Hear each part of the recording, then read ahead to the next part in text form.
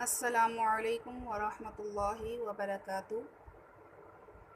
کل میں نے آپ سے نماز کے فرائض ذکر کیے تھے اور آج ہم نماز کے واجبات کے بارے میں کچھ ذکر کریں گے کہ نماز کے واجبات کون کون سے ہیں۔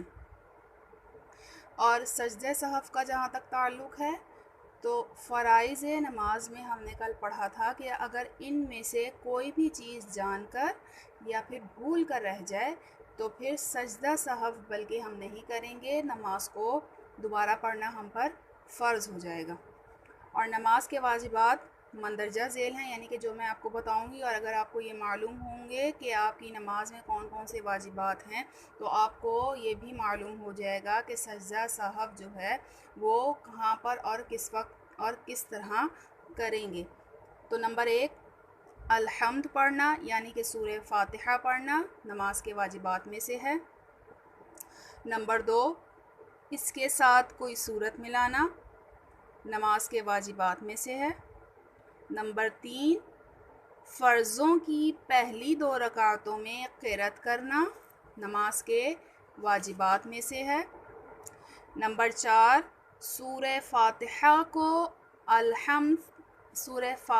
کو سورت سے پہلے پڑھنا، یعنی کہ الحمد شریف کو سورت سے پہلے پڑھنا، یہ واجبات میں سے ہیں۔ یعنی کہ ہم اس طرح نہیں کر سکتے کہ پہلے ہم نے سورت پڑھ لی کوئی بھی اور پھر اس کے بعد ہم الحمد شریف پڑھ رہے ہیں، تو اس طرح نہیں کریں گے، بلکہ نماز کے واجبات میں سے یہ ہے کہ سب سے پہلے ہم الحمد شریف پڑھیں گے اور اس کے بعد کوئی سورت پڑھیں گے۔ نمبر 5، رکوع کر کے سیدھا کھڑا ہونا نماز کے واجبات میں سے ہے۔ نمبر 6، دونوں سجدوں کے درمیان میں بیٹھنا، یہ بھی نماز کے واجبات میں سے ہے۔ نمبر 7، پہلا قاعدہ کرنا نماز کے واجبات میں سے ہے۔ نمبر 8، التحیات پڑھنا۔ نمبر 9، لفظ سلام سے نماز کو ختم کرنا، یہ بھی نماز کے واجبات میں سے ہے۔ اور پھر اس کے بعد ظہر اور عصر میں قرأت آہستہ پڑھنا،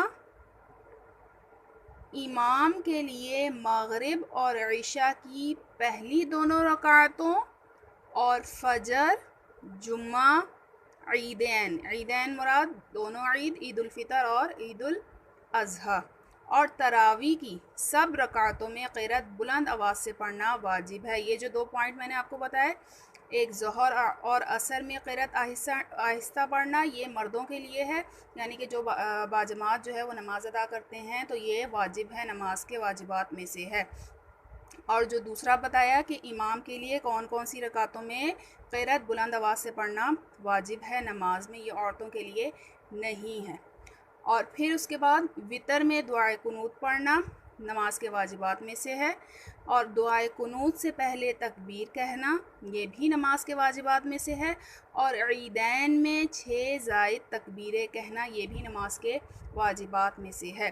اور اب یہ جو میں نے آپ کو واجبات بتائے کہ ان میں سے اگر کوئی واجب بھول کر چھوٹ جائے تو سجدہ سہو کرنا ہم پر واجب ہو جائے گا۔ مثال کے طور پر کہ اگر آپ نے وتر میں دعائے قنوت پڑھی ہے اور دعائے قنوت سے پہلے آپ نے تکبیر کہنا بھول گئے ہیں تو اس کا مطلب یہ کیا ہوا کہ آپ کے اوپر سجدہ سہو واجب ہو گیا، اگر آپ بھول کر آپ نے کیا۔ لیکن اگر جان بوجھ کر اس طرح کیا ہے، قصداً کیا ہے اور ارادتاً کیا ہے تو پھر سجدہ سہو سے کام نہ چلے گا، بلکہ آپ کو نماز دوبارہ پڑھنی پڑے گی۔